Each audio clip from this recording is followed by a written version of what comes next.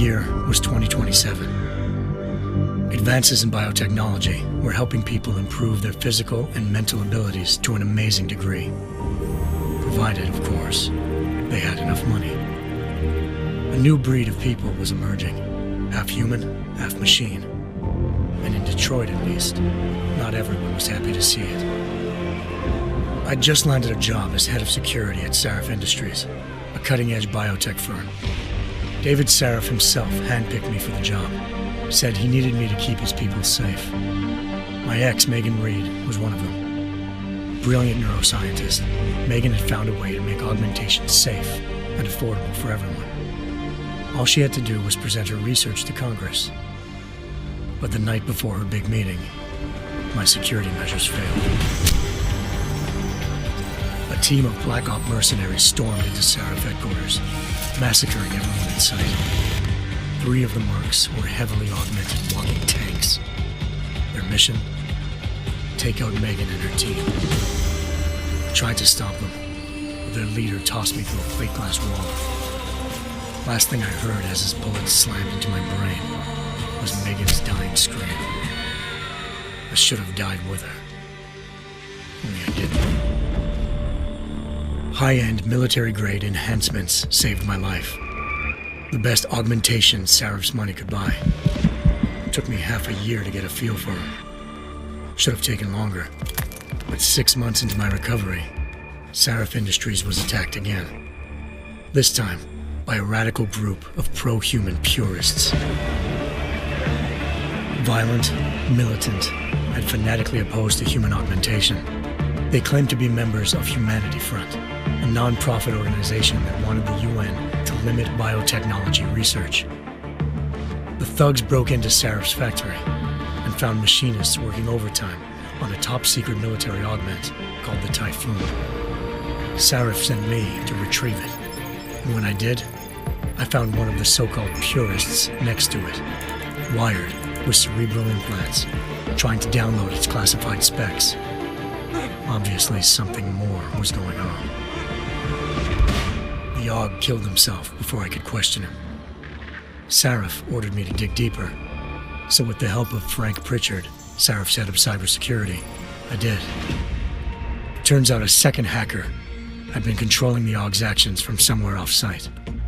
Pritchard and I tracked his signal to a secret FEMA internment camp in Detroit. The Black Op mercenaries were there. The same mercs who'd left me for dead 6 months before. Figured they'd try again when they saw me. It wasn't so easy for them this time. I took out the tank named Barrett, even got him to give me a new lead. A penthouse apartment in China. Of course, we both knew it would be a trap in the end.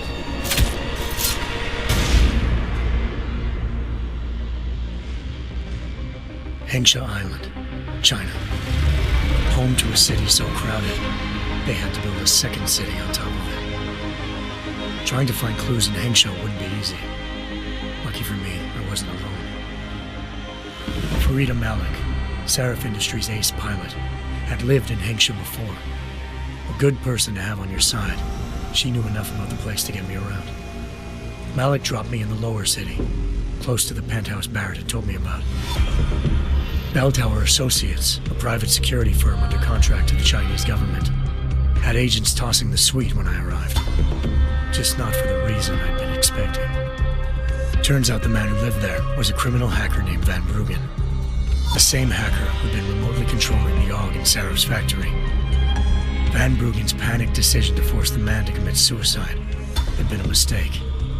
Now his mercenary partners were gunning for him, and I needed to find him before they did. Locating Van Bruggen meant playing nice with the Triads, Hengsha's organized crime lords. They had the hacker holed up inside a low-rent capsule hotel. By the time I found him, Van Bruggen had no qualms giving up the woman who hired him. Zhao Yunru, president of the Taiyang Medical Corporation. According to Van Bruggen, Zhao wanted to monopolize the augmentation industry and had hired Black Op mercenaries to destabilize her competition. Sarif Industries was at the top of her list. To prove this, I needed to get inside TYM and grab a surveillance hologram off a server. I suspected Van Bruggen was hiding something when he told me this, but nothing could have prepared me for what I saw. Megan wasn't dead. She and her 4 best researchers had been kidnapped, spirited away somewhere while their kidnappers made it look like they were dead. Desperate to learn more, I confronted Zhao in her penthouse. She claimed to be a pawn in a bigger plan, and hinted at a group so powerful it controlled global interests at a whim.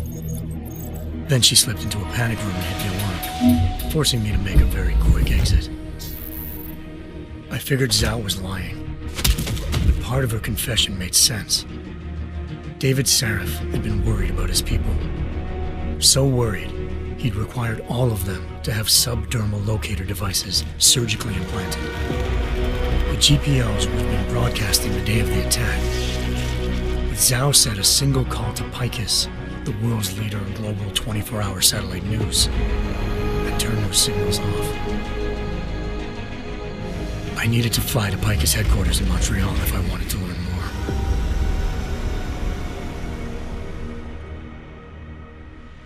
Eliza Cassan, Picus Communications' First Lady of News. Malik thought I was reaching when I told her Eliza was involved in this. The world's most famous news anchor, working with a mercenary hit squad. But when I confronted Cassan in her office, she freely admitted to jamming Detroit's satellites the night Megan's team had been taken. Said she's just been following her commands.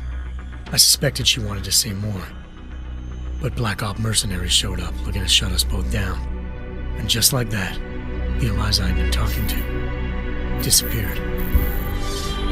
The Mercs were led by an augmented killer I'd crossed paths with twice before, Fedorova, a woman who'd made silence her best friend.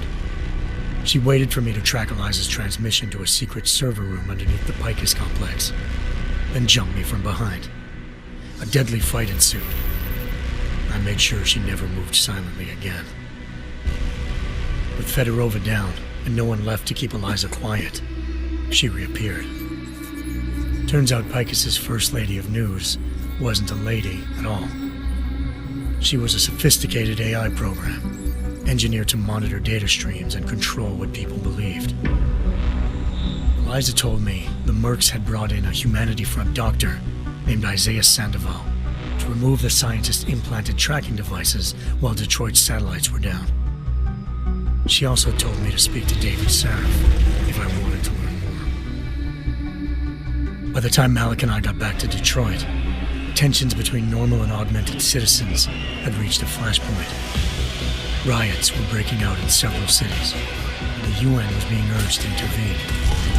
Sarif was trying hard to convince Hugh Darrow, the inventor-turned-philanthropist who'd once been a leading proponent of enhancement technologies, to help stop a possible regulatory vote. Sarif had a lot riding on Darrow. Megan's discovery would have given millions of people the chance to evolve beyond their normal human abilities, and at the same time catapulted Sarif Industries to the top of the Fortune 500. According to Sarif, Megan's kidnappers knew this, and didn't want people evolving unless they controlled how it was done. He called his enemies Illuminati, and urged me to keep searching. Determined to do so, I tracked down Sandoval via America's most outspoken augmentation opponent, Bill Taggart, Sandoval's boss and founder of Humanity Front. Sandoval admitted to operating on Megan's team when I confronted him, but said he hadn't removed their GPLs. He'd merely switched them to a different frequency. Pritchard was able to trace one of the signals to China. Malik and I immediately took off in pursuit. Unfortunately, the Illuminati were one step ahead.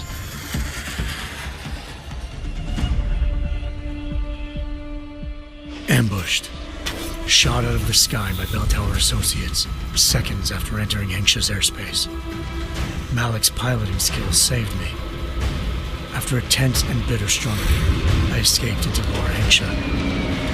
The tracking signal I was following led straight to the Triads, or more specifically, to the augmented arm of Tong Si-hung, leader of a gang of augmentation harvesters. Tong said they'd taken the arm off a corpse, which Bell Tower had left at their door, meaning at least one of Sarif's scientists was dead. Maybe not the rest of them, though. Tong pointed me to a port used for human trafficking and helped me slip aboard a bell tower ship. It was sailing to Rifleman Bank Station, a military base in the South China Sea. Bell Tower was holding kidnapped civilians as prisoners there, and using them to perfect the Chiron Project, a human-computer interface that left most of its test subjects dead. My search for Megan would have ended then, if not for a mysterious ally named Quinn.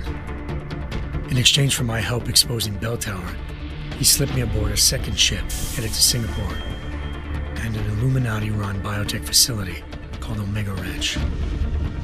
3 of Seraph's scientists were there, forced by their captors to create a technology capable of remotely shutting down augmented abilities.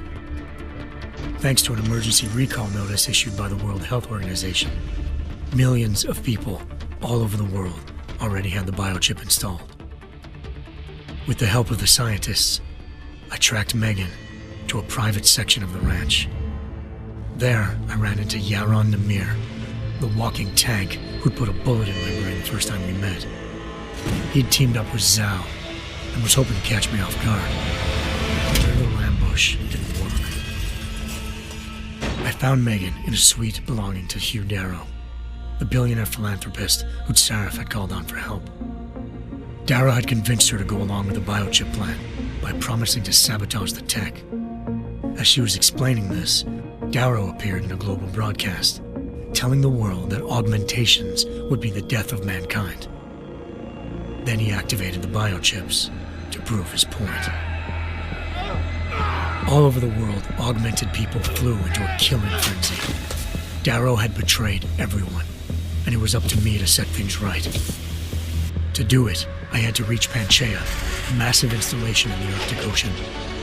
As I raced through corridors built by an all-augmented workforce, I saw death and destruction firsthand.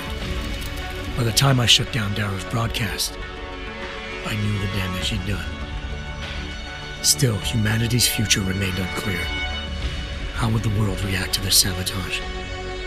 Would people ever regain their faith in augmentations again? What would be the Illuminati's next move? Only time could give us the answers.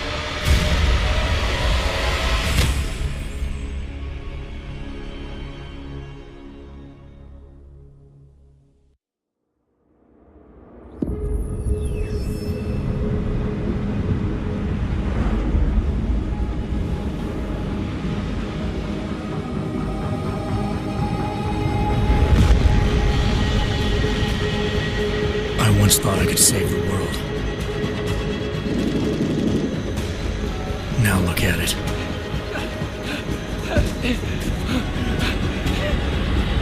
In yet another augmented terror attack, 251 passengers aboard Sister Airlines Flight 451 were killed when an augmented passenger broke into the plane's cockpit and ruthlessly butchered its flight crew.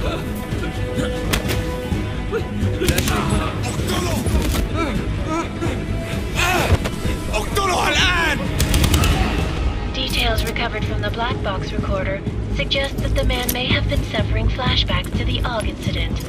That horrible day 2 years ago when augmented people all over the world flew into a psychotic killing spree, causing the greatest loss of life in recent history. Sometimes you just have to let go and embrace what you've become. Not gonna go all wonky on us now, Hansa, are ya? Well, if I do, McCready, I guarantee you'll never see it coming. Agent Jensen! Am I gonna have a problem with you? No, sir. No reason to assume you would. Good, because you are the only augmented operative on this team, and I intend to make good use of you. Listen up, all of you. We got a sandstorm barreling down our arse and we can't afford to make mistakes. We're going after this man, an arms dealer named Shepard. He's ex-Bell Tower, one of the Special Forces commanders who disappeared during the incident. And he's come out of hiding. That cannot be good. It's not. He's selling weapons and military-grade augments to terrorists. This is Aran Singh, the undercover agent who lured Shepard out of his hole. best UC Interpol's got. For 3 years he's worked hard to get in tight with the Jinn, an Iraqi smuggling cartel that's infected the Eastern Hemisphere like a plague. Last week, our arms dealer sent a message to the Jinn, offering to sell them a shitload of black market merchandise dirt cheap. They told Singh to handle the buy. They're not gonna like it when Interpol disrupts their party. Sing's cover really that good?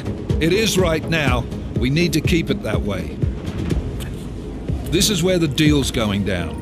A half-finished high-rise hotel that's been abandoned ever since the incident. It's not a pretty picture inside. Let me guess. Most of the laborers were augmented with heavy-duty industrial rigs. So when the incident hit, and they all went schizo, things got gruesome real fast. And no one, except for some homeless junkies, have been inside the place ever since.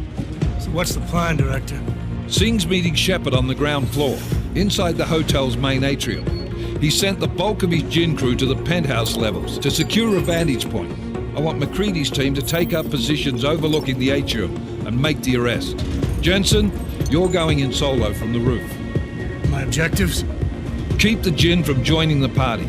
As far as we can tell, only one route connects the atrium to the penthouse level, a halfway decent elevator shaft. Here. I want you to block access to it. Fine. Just cut me loose. Do you plan on relying solely on your augments for this one? I'd recommend taking a little hardware, just to be sure.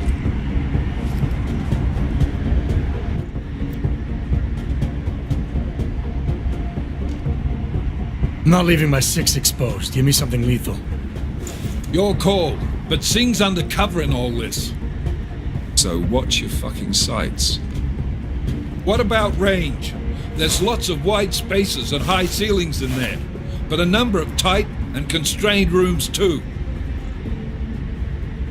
No, it's a crapshoot, really. Well, I'm not looking to play dice with anyone in there. Give me something with distance. Your call. Less chance of being seen and compromising Singh that way. One last thing, Jensen. Singh said the Jinn are using some sort of portable Wi-Fi device to boost communications. He's got a better chance of maintaining cover if you disable it. Keep an eye out for it. But aren't we on the clock here? You said there's a sandstorm moving in. There is, and we got the intel on this mission at the very last minute, so we're scrambling a little. If it comes to it, your number one priority is keeping the Jinn out of that atrium.